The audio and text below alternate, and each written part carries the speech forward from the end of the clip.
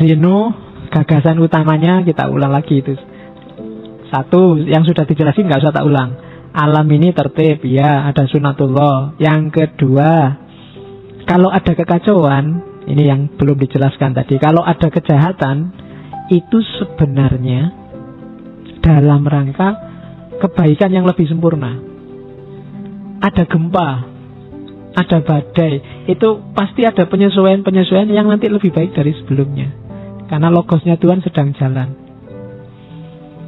Adanya korupsi, adanya kerusuhan, adanya itu biasanya nanti melahirkan dampak kebaikan-kebaikan yang lebih sempurna. Kalau nggak ada yang korupsi, mungkin nggak ada KPK. Kalau nggak ada KPK, nanti nggak ada ini, nggak ada itu. Terus ada kebaikan-kebaikan yang lebih sempurna. Itu katanya Zeno. Ada penyakit baru, wah, ilmu pengetahuan juga tambah tentang penyakit baru. Ada proyek baru, dokter juga seneng, ya kan?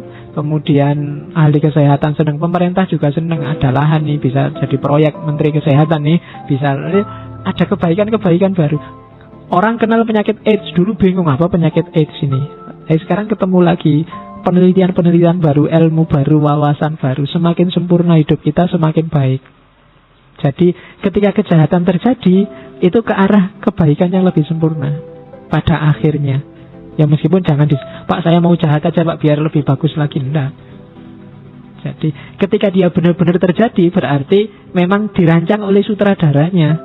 Kayak film itu loh. Kan enggak mungkin film dari awal sampai akhir nggak ada masalah, bangun pagi tidur lihat TV, bangun pagi tidur, nggak ada yang lebih baik. Tapi kalau ada konflik-konflik, ada kasus-kasus, orang akan semakin baik, semakin baik. Kayak kamu kan sering mengalami kasus, tapi begitu kamu ngalami, besoknya kamu semakin berkualitas hidupmu, semakin baik, semakin baik. Habis diputus pacar kan semakin tangguh mentalmu, semakin ahli dalam, semakin gitu loh. Manfaatnya banyak, ya kan? Jadi enggak, kalau ada chaos, ada kejahatan, itu nanti ujungnya pasti kesempurnaan yang lebih. Terus yang ketiga, ya kalau ini fatalisme tadi, segala sesuatu terjadi sudah ada garisnya. Yang keempat, manusia itu bebas. Cuma bebas bukan berarti manusia nggak ditakdirkan. Hanya saja satu-satunya makhluk yang bisa nawar itu manusia. Nawar takdirnya. Ada yang menerima takdirnya, ada yang memberontak takdirnya, katanya Zeno. Saya tidak terima Pak, masa sama Allah ditakdirkan jadi orang Indonesia. Nah, itu memberontak takdirnya. Sama Allah dilahirkan jadi orang kecil. Saya kan kecil beneran. Nah, dua, memberontak sama menerima. Tidak masalah. Memberontak pun nanti kan tinggal dilihat setelah memberontak ngapain. Tidak mesti jelek. Terus seseorang dapat mencapai kebahagiaan dengan menerima bahwa apapun yang terjadi ya, bukan yang belum terjadi, adalah yang terbaik. Karena kalau yang belum terjadi kamu sebut yang terbaik, nanti kamu nggak ngapa-ngapain. Tapi yang sudah terjadi, jadi pasti yang terbaik. Kenapa yang terbaik? Ya sudah terjadi, nggak bisa diulang. Kalau kamu menganggap yang terjadi belum yang terbaik, mesti kamu terus kecewa. Kemudian mungkin takut, kemudian mungkin gelisah. Itu hasilnya chaos lagi. Terimalah segala yang terjadi sebagai yang terbaik. Semester ini IP ku 1, sekian. Ya itu yang terbaik sudah. Alhamdulillah masih ada bobotnya 1. Harusnya 0 itu nggak pernah masuk. Nah kan itu sudah terbaik. Ya. Oke. Saya sudah umur hampir 30 ini Pak, belum dapat pasangan. Ah itu yang terbaik. Ya. Oke, ya kamu tidak ngerti sih. Kalau kamu dapat pasangannya umur 17 dulu, kamu nggak akan nyampe sini sekarang. Nah, mungkin begitu. Jadi, ya itu yang terbaik. Pokoknya anggaplah semua yang terbaik. Itu Zeno. Terus ada lagi itu tadi Seneca. Ya, saya nggak sempat nulis ya oret-oretan. Di kampus saya biasanya neng papan oret-oretan. Langsung dari bukunya. Oke, ada beberapa konsep dari Seneca. Yang pertama, it is not that life is too short, it's that we waste it. Bukan hidup kita yang terlalu pendek, tapi kita aja yang menyia-nyiakan waktu. Nah itu kritiknya Seneca. Kamu kan sering sambat gara-gara waktu. waktunya tidak cukup Pak, saya sibuk sekali Pak, ini enggak, bukan waktunya yang pendek, tapi kamu aja yang menggunakan waktunya nggak terlalu bagus. Waktu jangan dijadikan alasan. Itu potongan-potongan dari gagasannya Seneca. Terus, life is long enough for the very greatest of things. Waktumu itu pasti cukup untuk melakukan hal-hal luar biasa, hal-hal paling luar biasa. Jangan khawatir, jangan merasa bahwa ya belum waktunya Pak, saya masih muda. Enggak. Allah sudah menyediakan fasilitas ruang dan waktu yang cukup untuk kamu bisa melakukan hal luar biasa dalam hidupmu. Kecuali kamunya sendiri nggak mau berusaha. Pingin apa aja ada, kalau kamu mau. Oke. Coba kamu tanya, what do we pay for what we crave? Apa sih yang sudah kita korbankan, apa yang sudah kita bayarkan atas apa yang kita inginkan? Masalahnya kamu males, kamu pelit, kehilangan tenaga aja nggak mau, kehilangan ketenangan sebentar untuk hasil yang lebih besar aja nggak mau. Mana bisa kamu melakukan greatest thing, hal yang luar biasa. Itu Seneca. Jadi tidak usah melihat Pak, saya kan masih muda Pak, saya kan masih semester 1 Pak, kakak kelas saja masih kelentang-kelentung gitu. Enggak.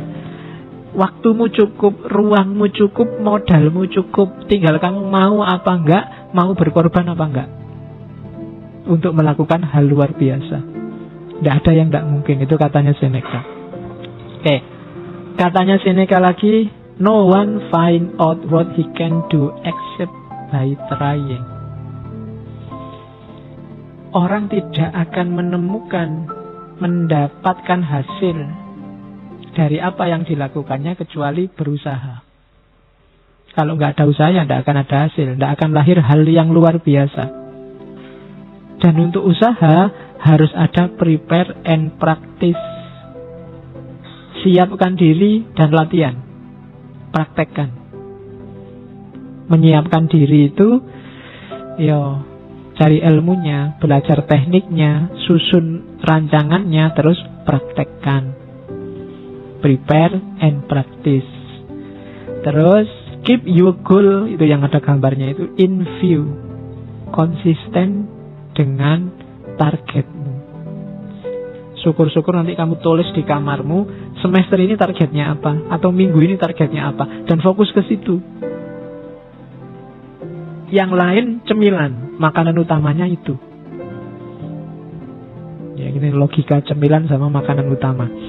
Kemarin saya dengar ada kiai yang ceramah itu, besok kita di surga ketemu lagi sama istri kita waktu di bumi. Terus kita akan mikirnya, aduh, capek-capek ke surga, ketemu itu lagi.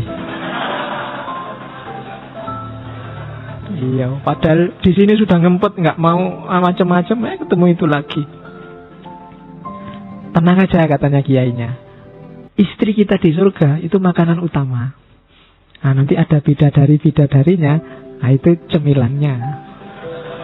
Ya, jadi makanya nanti yang di dunia belum punya istri, di akhirat sakit perut karena makan cemilan terus.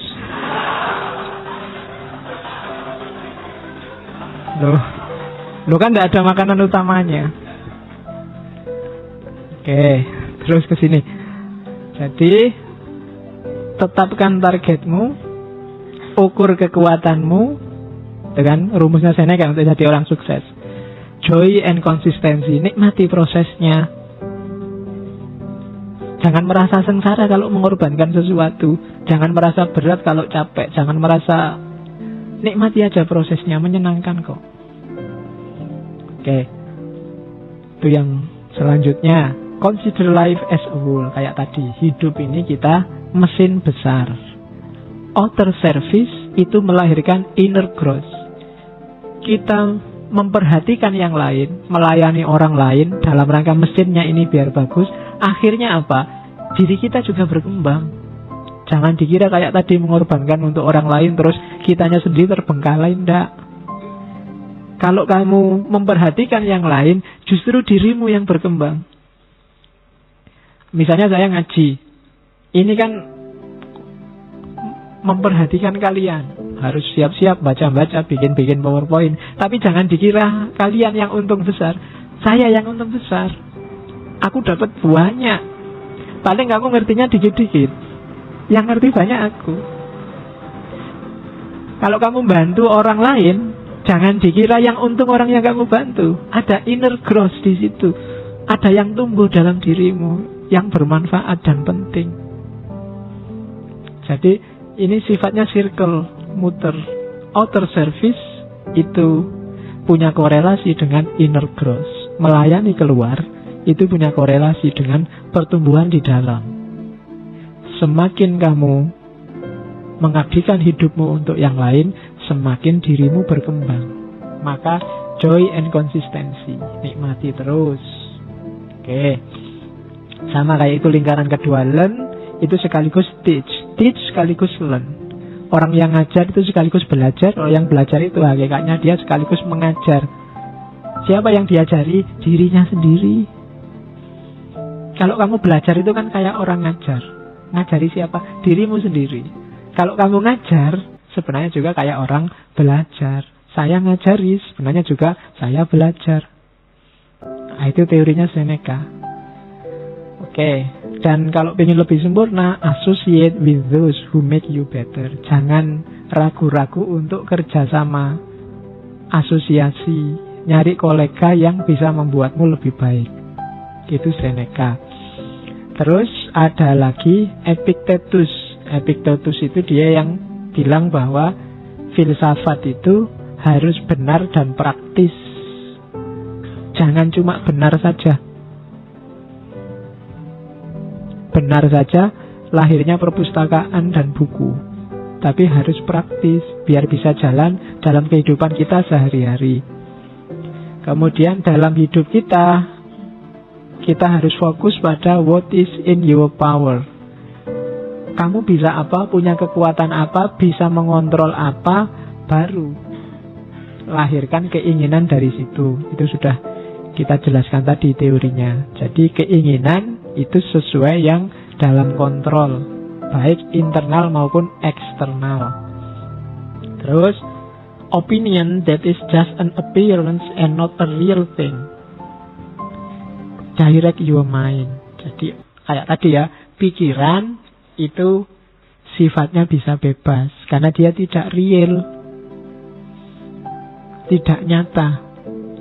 Maka arahkan pikiranmu ke arah kenyataan. Itu ada perspektif melahirkan habit. Pikiran akan melahirkan kebiasaan. Maka pikirlah yang baik-baik, akan lahir kebiasaan yang baik. Meskipun pikiran itu bebas, ya jangan menyia-nyiakan pikiranmu untuk yang tidak penting. Karena dari pikiranlah lahir kebiasaan hidup kita. Kalau terbiasa berpikir jelek-jelek, ya lahir kebiasaan yang jelek. Sehingga Epictetus punya semboyan, death in unavoidable, life no play. Kematian itu tidak bisa dihindari, maka hiduplah dengan terhormat. Ya, bukan hidup bahagia atau mati syahid, tapi ya hiduplah dengan terhormat. Karena apa? Karena kematian itu pasti.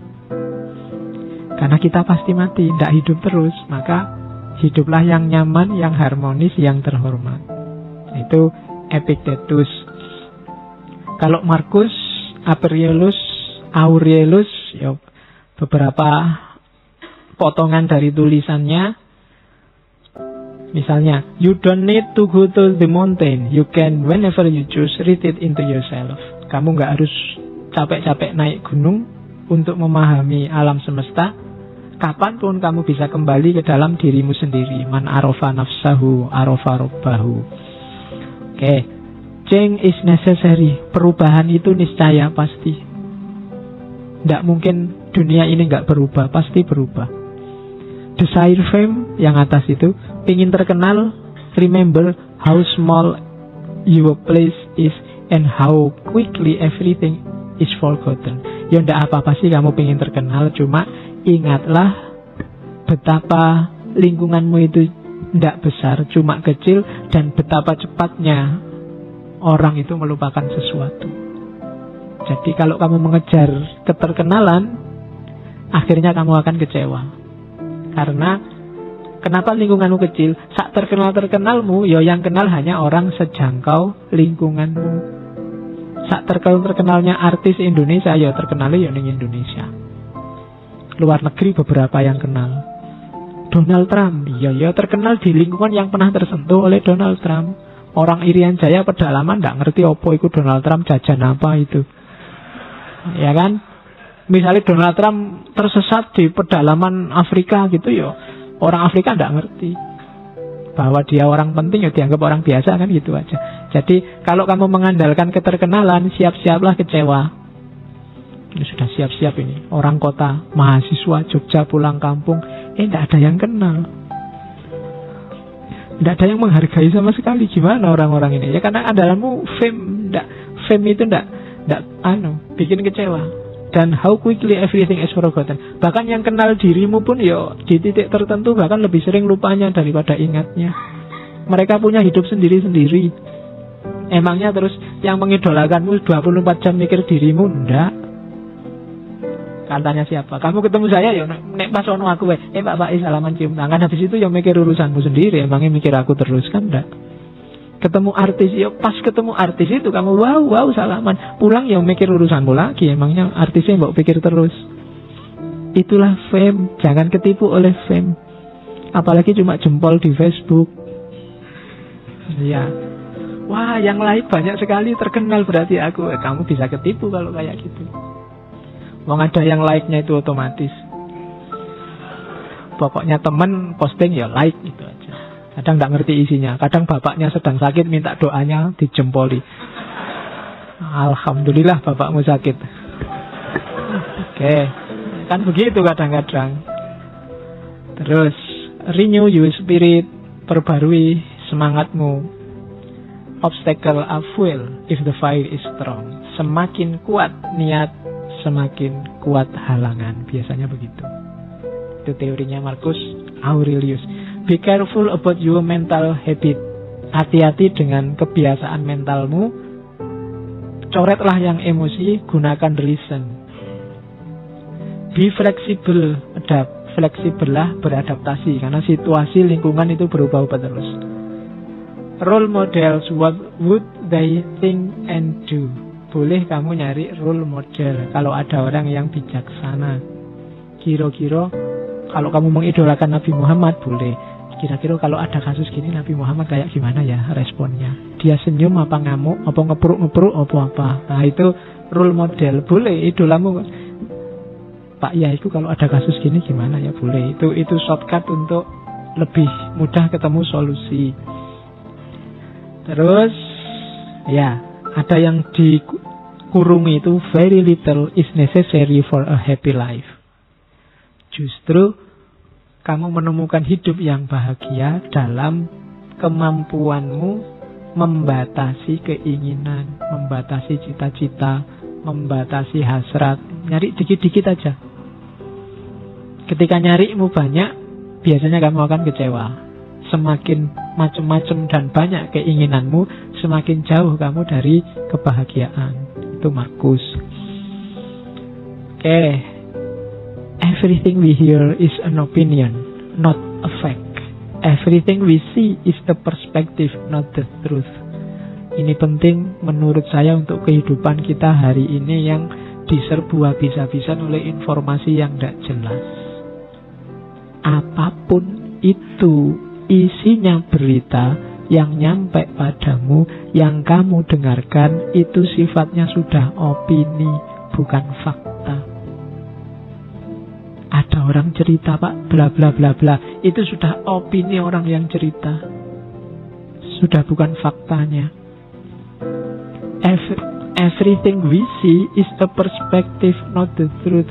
Apapun yang kamu lihat, itu sudah perspektif, sudut pandang. Paling tidak sudut pandangmu.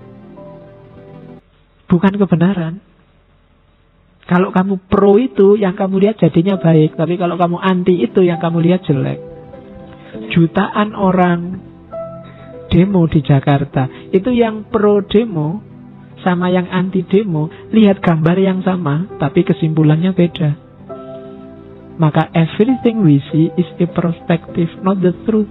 Bukan kebenarannya. Itu sudah kebenaran menurut dia yang lihat. Apa yang kamu dengar juga begitu. Itu sudah opini menurut yang ngasih tahu, sehingga kamu dengarkan. Jadi everything we hear is an opinion, not a fact. Everything we see is a perspective, not the truth. Terus katanya Epictetus, the essence of philosophy is that we should live so that our happiness depend as little as possible on external causes. Semua kajian filsafat, renungan filsafat itu sebenarnya esensinya adalah bagaimana caranya kebahagiaan kita tidak lagi banyak bergantung pada hal-hal lain di luar diri kita. Jadi katanya Epictetus, kita belajar filsafat itu intinya satu, kita merasa bahagia dengan kondisi kita, situasi kita hari ini, tanpa harus memimpikan yang di luar jangkauan kita, sebab-sebab dari luar diri kita. Semakin dalam filsafatmu, harusnya kamu semakin bahagia dan semakin mandiri. Harusnya. Karena esensinya filsafat ada di situ. Ketidaktergantunganmu pada orang lain, pada hal-hal lain di luar dirimu. Kamu puas saja dengan kondisimu saat ini, gak menuntut apa-apa. Itu berarti ilmumu sudah dalam. Katanya Epictetus, wawasanmu sudah luas. Kamu ngerti yang esensial dalam hidupmu, yang inti. Ini sering disampaikan penceramah, makanya tak kutipkan di sini. If you hear that someone is speaking ill of you, ini Epictetus juga. Instead of trying to defend yourself, you should say, he obviously does not know me very well, since there are so many other faults he could have mentioned. Kalau kamu dengar orang ngomong jelek tentang dirimu, daripada kamu mati-matian membela diri, harusnya kamu berkata, sebenarnya dia tidak mengenalku dengan baik, karena ada banyak hal lain yang keliru, yang jelek, yang bisa dia sebutkan. Ini daerah ngerti. Ya setiap orang kan menyembunyikan kejelekannya sendiri-sendiri. Yang diketahui orang kan cuma sedikit.